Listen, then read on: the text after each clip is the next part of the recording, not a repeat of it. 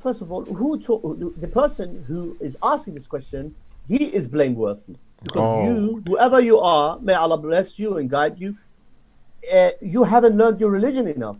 Because if you had lived your religion enough, you would know that in Arabic, I speak Arabic, and the brother speaks Arabic, the brothers there speak Arabic. In Arabic, the ahl of a person, if you meet an Arab person, you say, Ya rajul, ya rijal, kayf halik, kayf ahlak, how is your family? The family of the Prophet is first and foremost his wives, and by extension, yes, due to hadith al-Kisa, Ali bin Abi Talib, not just Ali bin Abi Talib, also the family of Aqil, and so on and so forth. We have narrations, many narrations of Aisha, who is from the wife of the Prophet. We have many narrations from Ibn Abbas, who is from Bani Hashim, an actual Hashimi, not a Dajjal who calls himself Sayyid and hang on. The Quran with corrupted tajweed. No, we have an actual Hashimi who is Abdullah ibn Abbas. We have numerous chains of in our chains of narrations. By the way, yes, I wrote an article about the narrations of Imam Sadiq, Baqir, Zain al-Abidin in the books of the Sunnis. It's on a website called You Punk. It's a blog by You Punk. By the way, is a team member, Indian brother, very very sharp-minded Indian brother, Ibn al-Hindi. His blog is called You Punctured the Arc.wordpress.com. Very powerful blog, very sharp-minded Indian Sunni brother. This article I wrote it for him. Most Indians usually are, mashallah. It's on his website, and it proves that Sunnis have narrated more sahih, correct, with authentic chains from the big scholars of Ahlul Bayt than from the Rafida. Than the Rafida. As for the Ahlul Bayt never separate, you know, brothers, they always mention this. They mention weak versions of the Thaqalain hadith.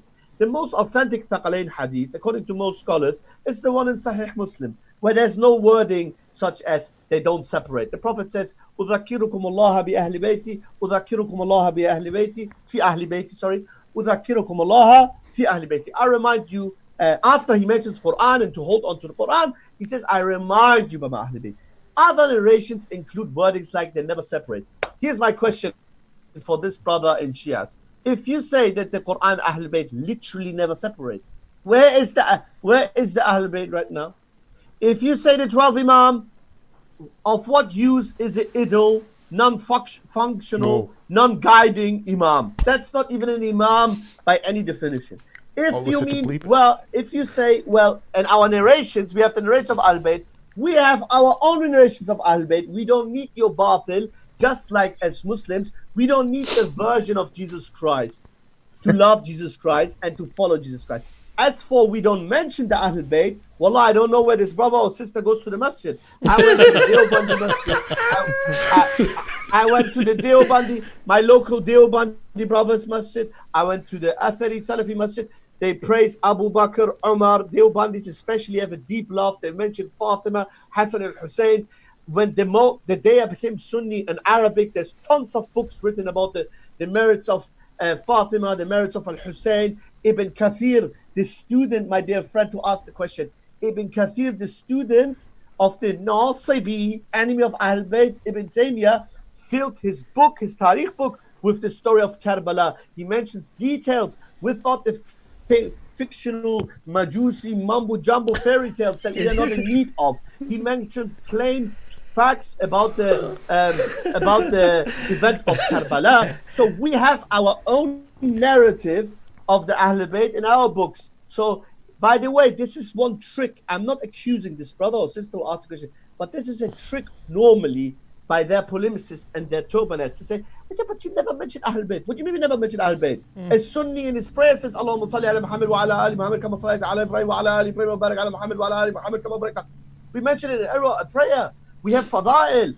I have a website. I have another website. It's called shiascan.com. And I have a Twitter account, Shiascan. Yes, it's mine. I'm not scared to say which accounts are mine and which are not. Imam Bukhari, the enemy of Ahlul Bayt, filled chapters with the merits and virtues of Fatima, the virtues and merits of Al-Hassan and Hussein and Ali bin Abi Talib. So what more do you want? So what do you mean we don't mention it enough? Do you know what they mean? I need to take my glasses off for this. Do you know what the Rafida mean when they say? Do you know what the Rafida mean when they say, but why not more Ahlul Bayt? Why not more Ahlul Bayt? You know what they want? Just like the Nasara will never be happy with you until you worship Jesus Christ. The Nasara are not happy if you call him Al-Masih, if you say he's from Ulul Azm. Some Christians say, you Muslims just say he's some prophet. He's just a mere prophet, Who said he's just some... No. Yeah. Jesus Christ is not just some prophet. He's Al-Masih. He is from the Ulul Azm. He's mentioned clearly many times in the Quran. Now, this is our Jesus Christ. But are they going to be happy? Are they going to be satisfied? Never, ever. Until you do what? You fall into the ghulu. You fall into the extremism. You follow their narrative of Jesus Christ, peace be upon him. And the Rafida extremists, this is what they mean when they say, why not Ahlul Bayt? Why not follow more Ahlul Bayt? We follow Ahlul Bayt. So one quick thing here. You want us to follow Zindiq Kuleni. We get it, son. It's all good. And we say, the hell with the Rafidi version of Ahlul Bayt. The hell with the Rafidi version of Ahlul Bayt. And ahlan wa sahlan to the Sunni Muslim Orthodox version of Ahlul Bayt. Back to my